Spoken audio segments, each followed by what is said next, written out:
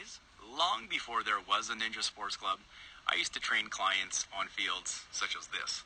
And I'm going to show you my favorite drills and exercises to do with absolutely zero equipment. And all you need is a field like this, or a soccer field, or a park, or anything that has free space. Now, if there's even bleachers or a set of stairs in the park, then that's even better, because I'm going to show you exactly what we can do with those. So, enjoy. Now, before I even get into the dynamic warm-up sequence, I actually have to jog about 10 minutes to get to this high school. So I highly recommend warming up aerobically before getting into any dynamic movements, which I'm about to show you right now. So dynamic movement number one is just a bit of a lateral hips leg swing. We're going to do 1 to 2 sets of 10 to 15 reps.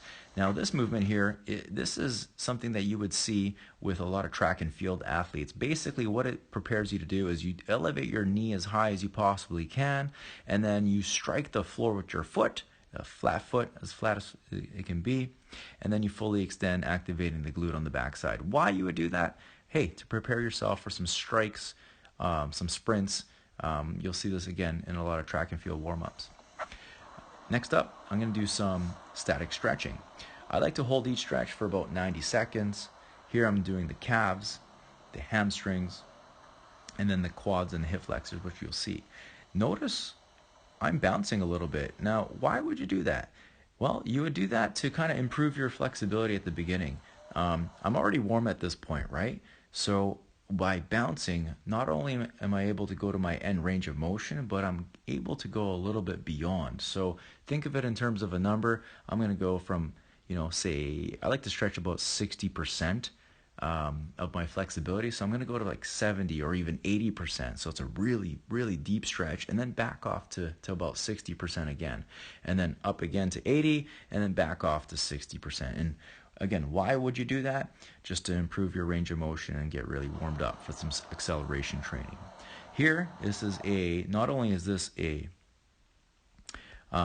quad stretch, but it's also a hip flexor stretch. So as I am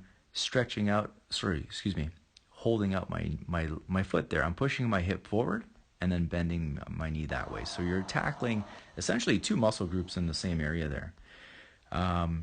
Right after this, there's always a core activation. So instead of plank knee drives, I'm choosing the opposite arm to leg lift. Let's go left leg up, right arm up, and then right leg up, left arm up. Hold for 30 to 60 seconds. All right, now let's get right into some speed and acceleration training. Here I have a mountain climber to 10-yard dash sequence. This is 5 mountain climbers. On the 5th step, you accelerate into a 10-yard dash. I'm going to do 2 sets of this.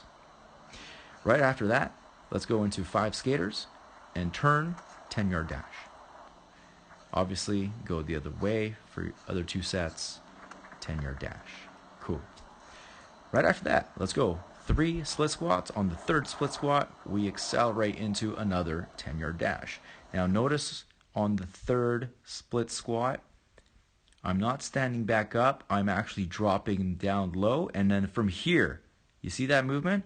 As I'm landing, I'm prepping for my sprint, and right away, I'm taking off from that deep lunge position. That's what I want to see in the split squat dash. Right after that, you're going to need a little bit of recovery, so I'm choosing the bear crawl T-spine rotation right onto the bleachers. This is a fantastic exercise just to, number one, get used to the incline of the bleachers. Every set of stairs and bleachers is different. And then let's move right into the Bleacher Jump Squat. 2 sets, guys. Drop right into a good squat and try to clear at least 2 sets of stairs. From here, let's get into the high-low push-up. I'm going to do 3 push-ups on the high risers, 3 push-ups on the low risers, and then back up to the high risers, and keep alternating until you're fatigued. Right after that, let's get into another Bleacher Jump Squat, except we're going to go up 2 and then down 1. Why you would do that is, hey, just to get more reps in. Sometimes the bleachers like I'm using are not tall enough for what I want to do, so I'm going to go down 1 and get more reps in. Right after that, clapping push-up, 2 sets. Let's go to failure here. From here, sprawl to jump squat. You betcha. Push those hips down, drop those hips down when you're ready to jump, and make sure those arm movements are tight. Right after this, guys, lateral high step. I want to go as quickly as I can, facing sideways, get those knees up as high as we can. Hey, let's do another set of sprawl to jump squats, 2 more sets right there. And then finally, let's finish it up with another lateral high step to the other side.